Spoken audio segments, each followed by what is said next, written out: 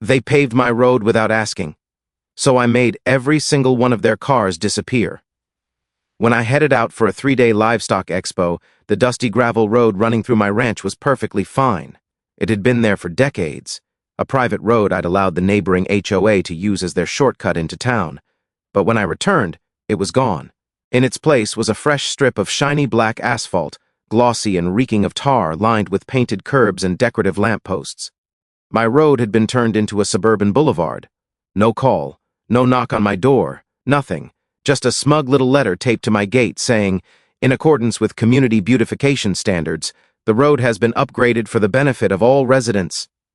Residents? I'm not one of them. My land isn't under their authority. I own 53 acres of ranch land backing up to their fancy designer neighborhood. They've got manicured hedges, pastel-colored houses, and imported palm trees that don't even belong in this climate. My side? Real country. Dust clouds, cattle, tractors, and a road cutting right through the middle of my property. Years back, their HOA president literally begged me to let them use my road as a shortcut. It saved them 5 minutes getting to the highway. I agreed with a handshake. No paperwork, no payment.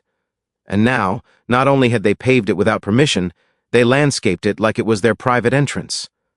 I was furious. But fury works best with patience. Because while they were busy laying asphalt, they forgot one important detail. That road isn't public, it's mine. And sitting in my equipment shed was a heavy-duty cattle gate. That night, I backed my tractor onto the road and bolted the gate across it.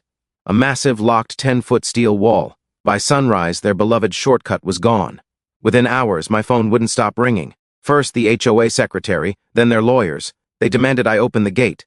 I told them they trespassed, altered my land without consent, and now they could enjoy the long route. The next day, HOA President Linda showed up herself. Pearl necklace on, fake smile ready. "You're blocking a public roadway," she snapped. "I pulled out my property deed and survey maps. Not public. Never was. You used it only because I allowed it. Not anymore." She threatened lawsuits. Too late. I had already filed a property destruction complaint with the sheriff and a civil suit for unauthorized alterations. I also sent drone footage of their little makeover to the local news, along with the full story of how they paved over a rancher's private land without permission.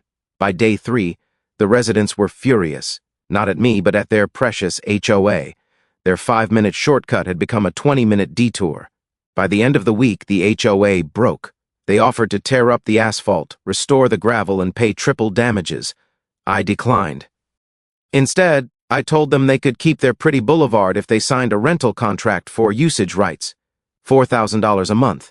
Miss even one payment, and the gate stays locked. They signed instantly. They had no other choice.